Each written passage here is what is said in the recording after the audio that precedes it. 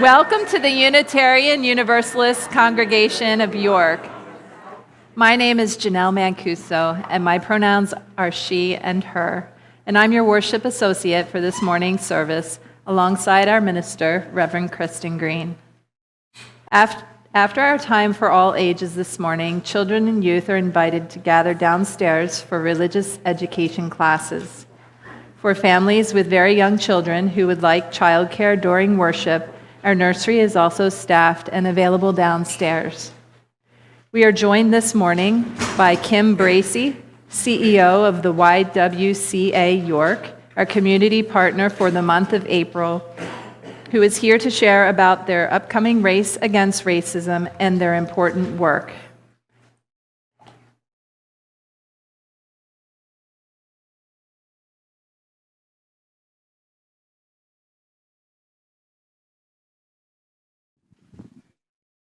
Good morning, everyone. It's truly good to be here with all of you among a community that has walked alongside YWCA York for a long time, longer than I've been with the YWCA, and I thank you for that. I recognize many of you, our community members and friends, yoga instructors, and your wonderful pastor, Reverend Green. Her and I have had a lot of joyful conversation. Our upcoming Race Against Racism is next Saturday, and I'm hoping the weather is great and that you all are able to be with us as well. At YWCA York, we are one of the largest child care providers in the county, serving families who rely on safe, high-quality care so they can work and support their households. We are also the sole provider of free and confidential services for individuals experiencing domestic violence, sexual assault, and human trafficking in York County. That means every day our doors are open to individuals and families navigating some of life's most difficult moments, and we're there to provide safety, support, and a path forward. At the same time, our mission to eliminate racism continues to guide how we engage the broader community. Through efforts like the Race Against Racism, we create space for reflection, education, and action, recognizing that building a more just community requires all of us. And while those are the programs, the real impact is in the people. It's in the survivor who finds safety and begins again. It's in the child who is learning and thriving in an environment that nurtures their potential. And it's in communities like this one, choosing to stay engaged, to give, and to stand for something greater. We're honored again for your partnership and your support of Race Against Racism. It is deeply appreciated. And for those who may be looking for additional ways to engage beyond today, there are also opportunities to get involved more directly with our work, whether, again, through participating with the race. We have a lot of public events, community events, and other initiatives and community education where we partner with others in committees to work on issues that in a meaningful way that you can lend your voice and your time. If that's something that resonates with you, I'd be happy to connect and share more with you. I have some information in my chair, and I'll be around during the coffee hour as well to talk more with you. What I appreciate most about this congregation is that you understand this work is ongoing. It requires commitment, reflection, and a willingness to continue to show up, even when it's not easy. Your support through Share the Plate helps make that possible. It sustains, again, critical services, supports our staff, and allows us to continue doing both direct service work and broader community work. I've been away from my own home church for a little while, and your Reverend gave me a doctor's note for excuse that I'll take back to the that I'll be able to take back tomorrow, next Sunday. So today I simply want to say thank you, not for just your contribution, but for your continued partnership, your shared commitment to building a stronger community and more just community at that. So together, we'll accomplish much more. Thank you all very much.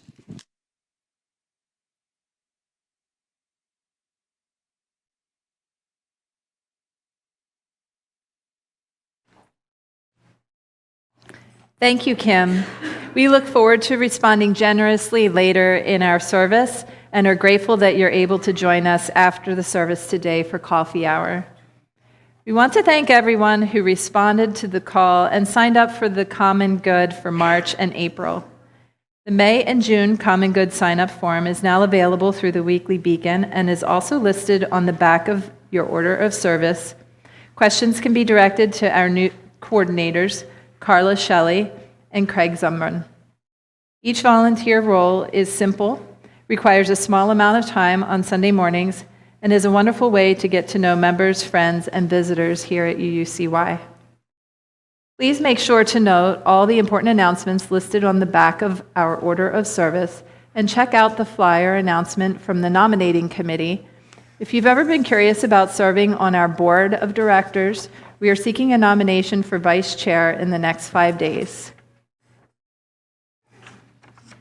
Scan the QR codes with your phone for more events, activities, updates, and information for newcomers. Whoever you are, whomever you love, we are glad that your faith journey brought you here today. The mission of this congregation is to nurture a loving community, inspire lifelong spiritual and personal growth, and act for a better world. We welcome all of you joining us in person or online. If you're joining us for the first time, we invite you to visit our welcome desk to fill out a newcomer card or send an email to welcome@uucy.org so that we might get to know you. Let us now mark this time made sacred by our presence by taking a collective breath.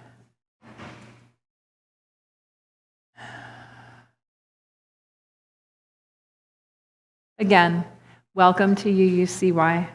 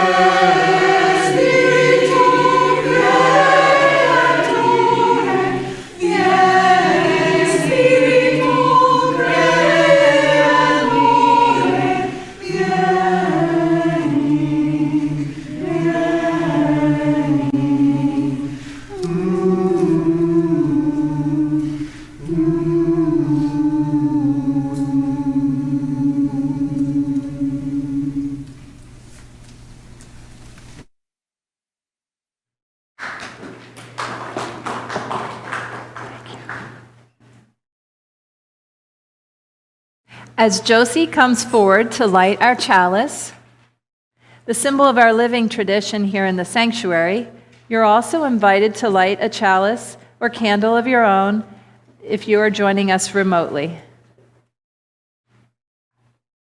Would you be able to do it with her? Thank you. This morning I share words entitled, "And Still the Earth Calls," by Reverend Linda Barnes. Blessed are we to be born in a time of great learning. Blessed are we with great compassion and so great grief. And still the earth calls. You belong, you are mine, you are one of us. Like the cottontail, the hawk, and the weeping beech, you belong, you are mine, you are one of us. And still the earth calls. We now invite you to rise in body or in spirit to join together in singing hymn 1015 in your teal hymnal, I Know I Can.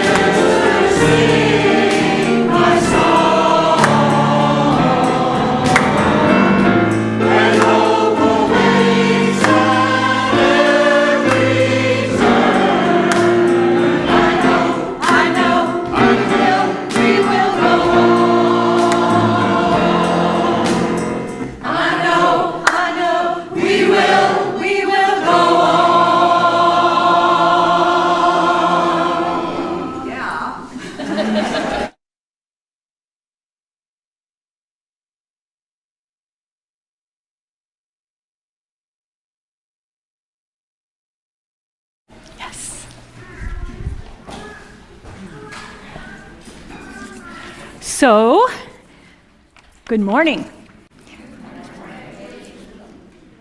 My name is Jane Reese, and I use she, her pronouns. And I'd like to invite anyone who feels young in body or in spirit to please come on up and join me on the rug for a time for all ages. And that means rainbow too, yes. Yes. So welcome. I see. I love see that. I love her. Yes. Yay. Nice. Yay. So about a year and a half ago, our wonderful minister put out a call asking if anyone anybody wanted to join a team exploring what it might mean for this congregation to acknowledge more truth about the land where we gather. I mean, right here at UUCY, and also the lands around us in neighboring communities, counties. And I said yes to this invitation. I wasn't exactly sure what I was saying yes to, but Reverend Christin reminded me that sometimes these are the most important yeses that we can make when we're just not sure. So since then, a group of great people has been meeting monthly. We're reading and we're talking and we're sitting with some pretty uncomfortable history that involves this land we're on. And very recently, we took a step that felt important. We stopped trying to figure it all out by ourselves, and we decided to sit down with organizers of a local Native American powwow. So we introduced ourselves and we began a conversation, and now we're building relationships with them so we can better understand what we can possibly do to make this world and our earth a better place together. So you may know that Earth Day is coming up this week on Wednesday, and our service today is about a question that our minister and our little new group, the Land Acknowledgement Team, has been sitting with. And that question is, what does it mean to exist in a world, to live in a world that really doesn't even belong to us? So this book that I'm holding, so beautiful, is called We Are Water Protectors, and it was written by Carol Lindstrom, who is Anishinaabe and Métis. She's a citizen of the Turtle Mountain Band of the Ojibwe tribe. And the illustrations, so gorgeous that I will show you, are by Michaela Goad, who is Tlingit from Sitka, Alaska. And in 2021, the person who drew these pictures became the very first Indigenous or Native person to ever win the Caldecott Medal, which is the highest honor for children's illustrations, drawings that you'll see. And it took until 2021 for that award to be given to a Native American person. So it took a long time. So this book was written in response to the Dakota Access Pipeline protests. Pipelines, pipes that you put under the ground to run oil through them. And this happened in Standing Rock in 2016 when thousands of people gathered in North Dakota to protect the water and the treaty lands of the Standing Rock Sioux, a Native American tribe. So at the center of this book, there is a young Ojibwe girl standing at the river with her grandmother, learning that water is the first medicine, and also learning that something is threatening it. So the water is an important part of our earth. So the people at Standing Rock called this pipeline for oil the Black Snake. And the word they used for themselves, the word the book uses, was not protesters. We know sometimes we protest things we don't like, but they were called water protectors. So there is a refrain in the book, something that kind of repeats a couple of different times, and you may feel it before you hear it, and when you do, you are welcome to say that with me. So I am going to read and show you this beautiful story.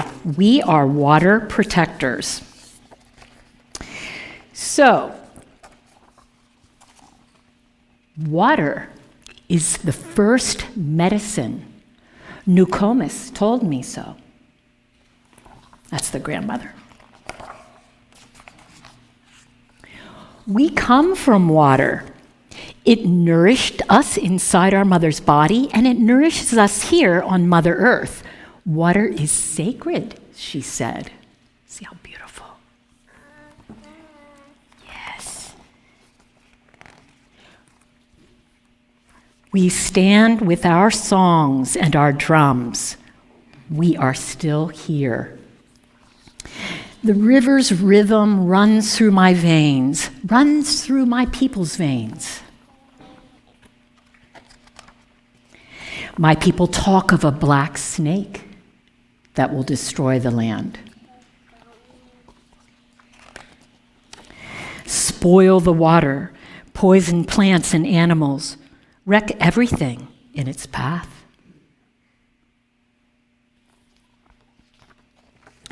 When my people first spoke of the black snake, they foretold that it wouldn't come for many, many years. Now the black snake is here.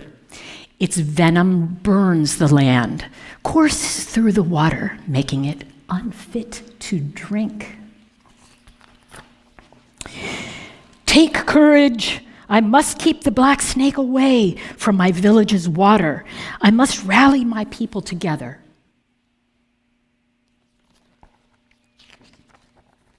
To stand for the water, to stand for the land, to stand as one against the black snake.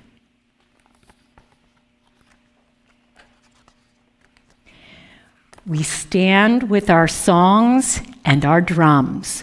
We are still here. You might hear that again. It will not be easy. It will not be easy. We fight for those who cannot fight for themselves, the winged ones, the crawling ones. The four-legged, the two-legged, the plants, trees, rivers, and lakes.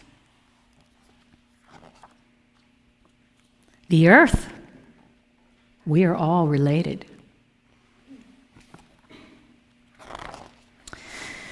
Tears like waterfalls stream down, tracks down my face, tracks down my people's faces. Water has its own spirit. Nokomis told me. Water is alive. Water remembers our ancestors who came before us, she said. We stand with our songs and our drums. We are still here. We are stewards of the earth. Our spirits have not broken. We are water protectors. We stand. The black snake is in for the fight of its life. So, the book shares, we stand together to protect our precious Mother Earth, the one and only one that we'll ever have. Thank you. You can, are we singing? Yeah. Yes. We sing to our classes now.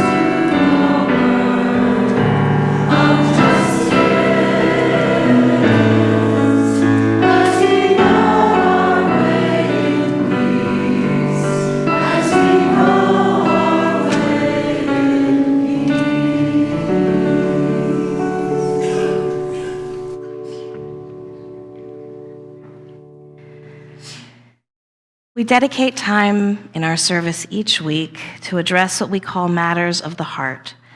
As we gather our spirits, center our hearts, minds, and bodies in a moment of meditation together, I offer a prayer for Standing Rock by Diana Smith. Spirit of life, we hold in our hearts the peaceful protesters and protectors of all tribes and faiths who gathered at Standing Rock in 2016 and are still fighting today, protecting sacred water and land. They ask for respect. They ask for our government to help protect their sacred lands and the water that sustains their lives. We know that the quest to build this pipeline and the actions of those building and funding it are fed by our thirst for oil and the legacy of the doctrine of discovery. This weighs heavily on our hearts. Spirit of grace, please help us all find a new path forward, away from the wrongs of the past and in the life-denying legacy of oppression. We pray for peace, light, and grace for the water protectors. Spirit of love, help us find ways to stand with the water protectors and with the seventh generation. We pray for their safety and all involved in this struggle. Help us help Mother Earth heal, and in return, heal ourselves. May their strength and perseverance lead to the protection of these sacred lands and waters, for water is life. Amen. We now move into a gentle holding of the matters of our community. This is a time to share joys and sorrows, small moments of happiness and deepening concerns that reside within our hearts. You may choose to submit something for matters of the heart anytime on our website, by bringing a note to the pulpit, or those folks joining us on Zoom can submit something in the chat.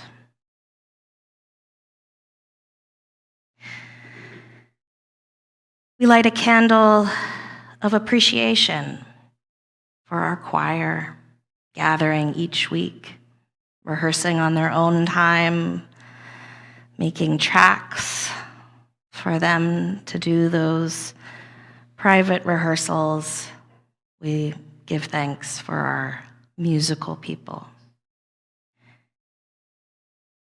We light a candle for Nicole for greeting us at the door this morning, for Sue and Robbie for offering warmth from our welcome desk, for Tess for providing beautiful flowers, Lynn and Kathy for serving as ushers, Sherry and Carla for counting our collection, and Tess and many youth in our kitchen, I've heard, brewing our coffee and ready to help wash the mugs afterward. We give thanks for Doug and Zen and Charlie and all those who keep us online all over the world, keep us running smoothly. May all those labors that remain unnamed feel our expansive gratitude and forgive us for our omissions. May we increase our awareness of all the invisible ways that we share in this sacred work. We light one final candle this morning for all that remains unspoken within our hearts. It may feel too large to share or too small. You may not be ready to hear it read out loud, but please know that this community holds these with you in silence, even if the words never come. We honor all that we carry with us and know that the flame of our faith resides within us also at all times. So may it ever be, and amen. I invite you to remain seated and enjoy our choir's musical response. I made a mistake. That's okay. I need to sing something. Maybe we can sing Spirit of Life together. Would we sing the first version of Spirit of Life? Is 123. Feels like a transition. We need a transition.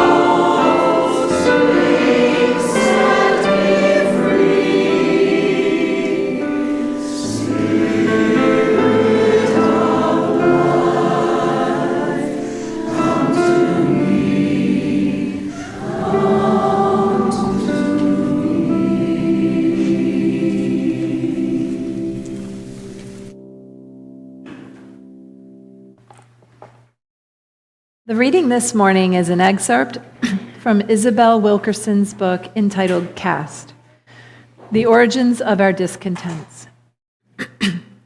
We in the developed world are like homeowners who inherited a house on a piece of land that is beautiful on the outside, but whose soil is unstable loam and rock, heaving and contradicting over generations, cracks patched, but the deeper ruptures waved away for decades, centuries even. Many people might rightly say, I had nothing to do with how this all started. I have nothing to do with the sins of the past. My ancestors never attacked indigenous people, never owned slaves. And yes, not one of us was here when this house was built. Our immediate ancestors may have had nothing to do with it, but here we are, the current occupants of a property with stress cracks and bowed walls and fissures built into the foundation. We are the heirs to whatever is right or wrong with it. We did not erect the uneven pillars or joists, but they are ours to deal with now. And any further deterioration is, in fact, in our hands. Like other old houses, America has an unseen skeleton, a caste system that is essential to its operation as the studs and joists that we cannot see in the physical buildings we call home. Caste is the infrastructure of our divisions. It is the architecture of human hierarchy, the subconscious code of instructions for maintaining, in our case, a 400-year-old social order. Looking at caste is like holding the country's X-ray up to the light.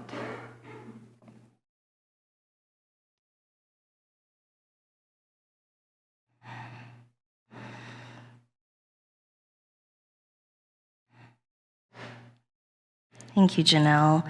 Thank you, Jane. Thank you, choir and Gretchen. Our land acknowledgement team has been doing something really meaningful over these months together.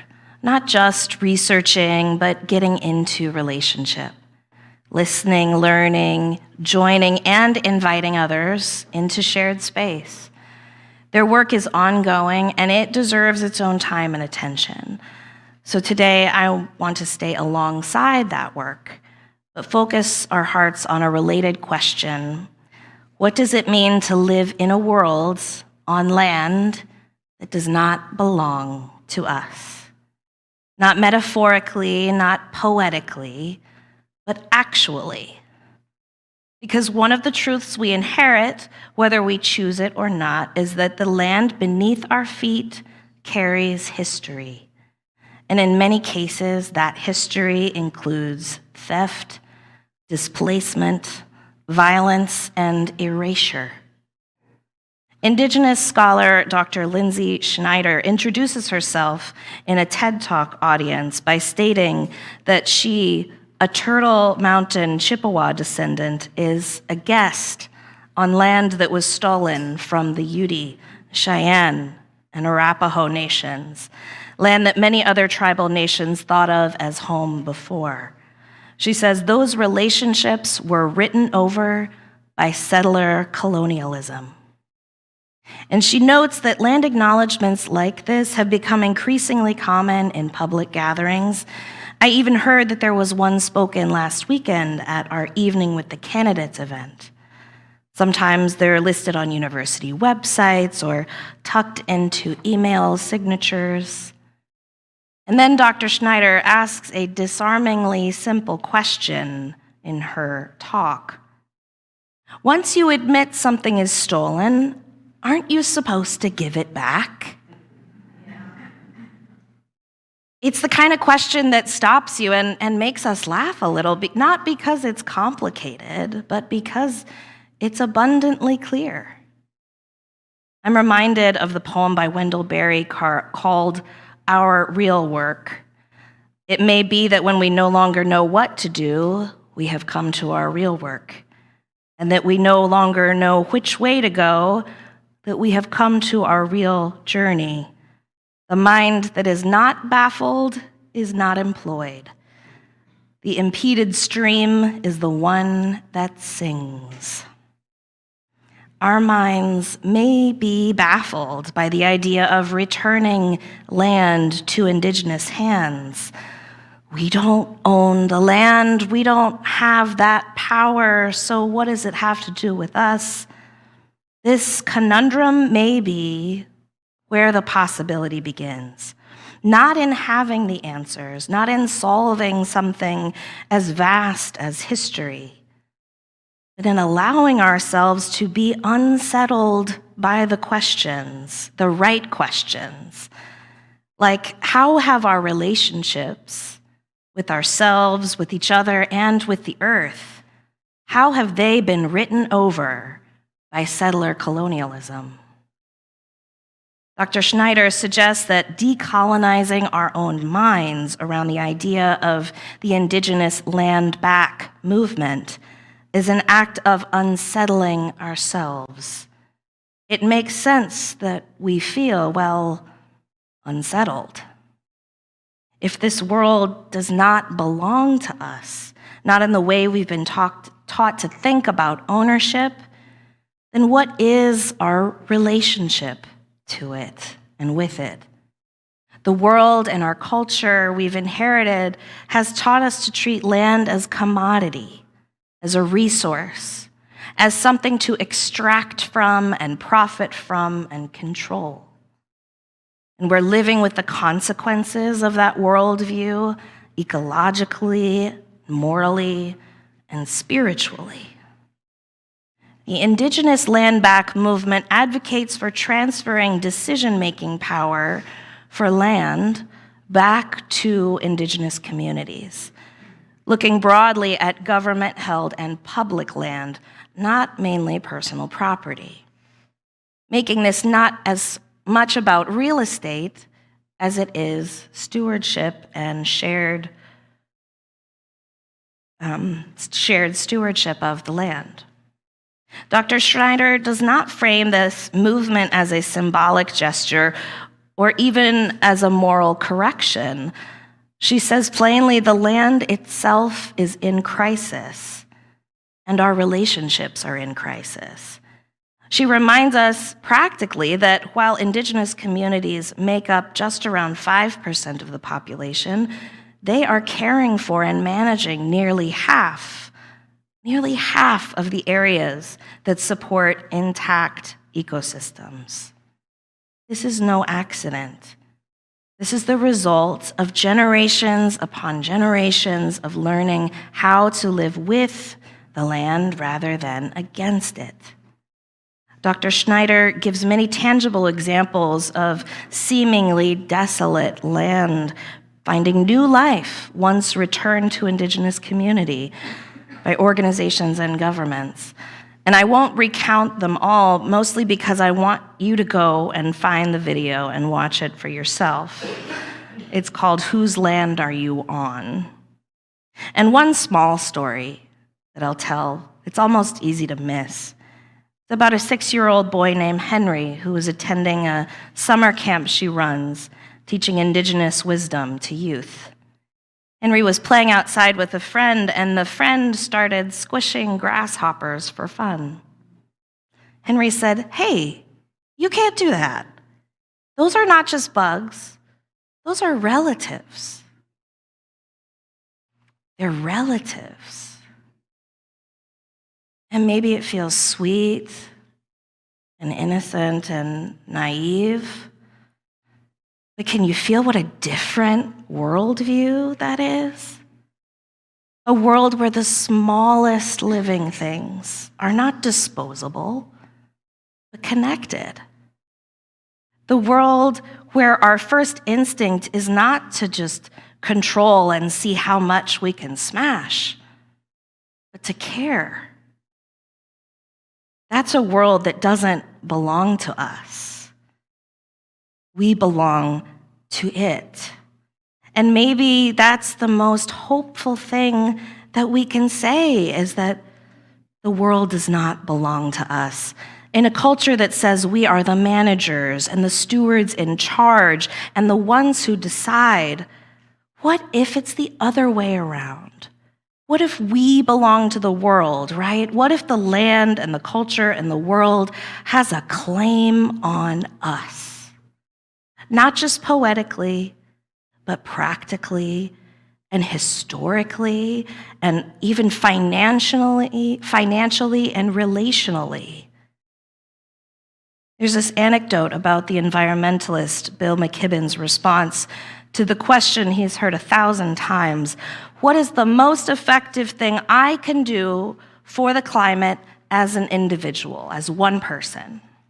And his answer is stop being one person. Find something to join, an organization, a movement, a campaign. Find a community to work with. That's where you find your power. Because if the world doesn't belong to us, if all of this doesn't belong to us, we're actually freed from the illusion that everything depends on our own individual mastery. We're invited instead into relationship, into humility, into participation in something that is so much larger than ourselves. This is where embracing possibility becomes more than a slogan. It becomes a spiritual practice. Because the possibility before us is not just a slightly improved version of the world we know. It's a fundamentally different way of being in it. A way that asks, what if we all acted like guests instead of owners? What if we measured success not by what we accumulate, but what we help sustain and what we help grow? What if we understood care for the earth not as an obligation, but as kinship, as something irresistible that we can't help but do for our family? This morning, we've sung songs that come from struggle and resilience that is not our own. We've heard stories rooted in land and water that are not ours to claim. And we've been invited into a deeper truth that this world does not belong to us, and still we belong within it. Let that truth set you free from that illusion that you must do this alone. Free from the burden of needing control. Free to enter into right relationship with the land, with each other, and with the stories that are not yours to hold, but are yours to honor. The possibility before us is not becoming better individuals. It's remembering how to become a people again. Remembering how to belong to each other. Our chalice lighting words echo a call coming from the earth, saying, you belong, you are mine, you are one of us. Blessed be. May it be so, and amen. Our hymn of response calls us again to a lived experience that is not our own. But let us lift our voices and sing with and for each other. Hymn number 151 in our gray hymnal, I Wish I Knew How to Be Free. Wish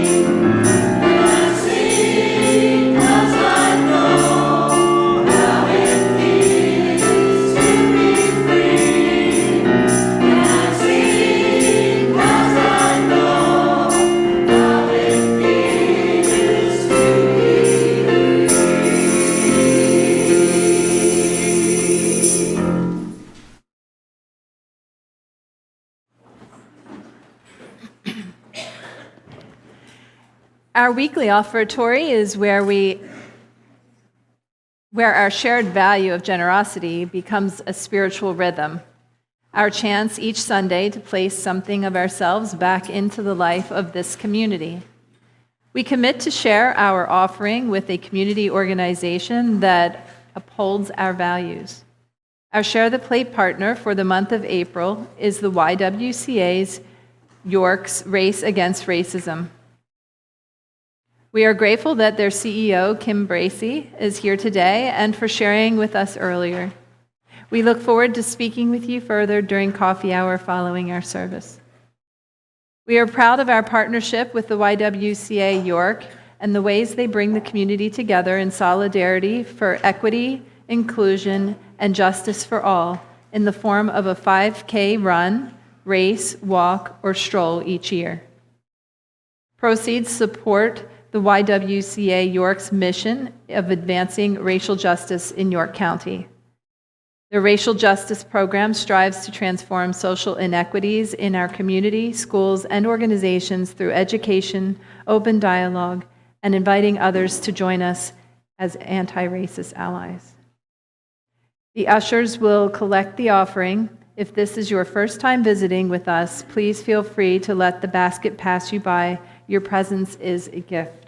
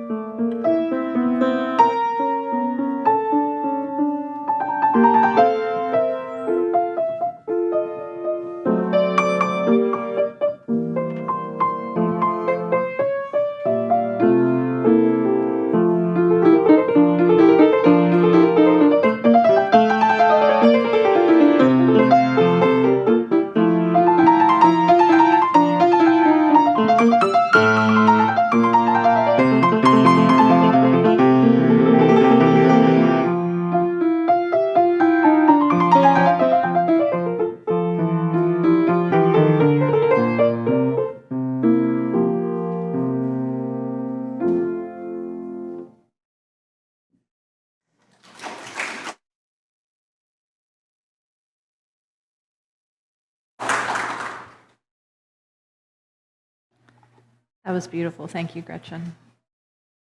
Please join us in extinguishing our chalice and your home chalices, if you have lit them, with the words printed in your order of service. We extinguish this flame, but not the light of truth, the warmth of community, or the fire of commitment. These we carry in our hearts until we are together again.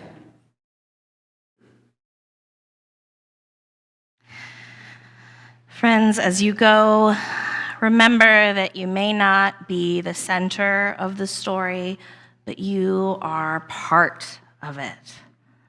And that is enough. That is enough. That is not only enough, you being part of this world is everything. So go in peace and in possibility as we join our choir in singing a place at the table.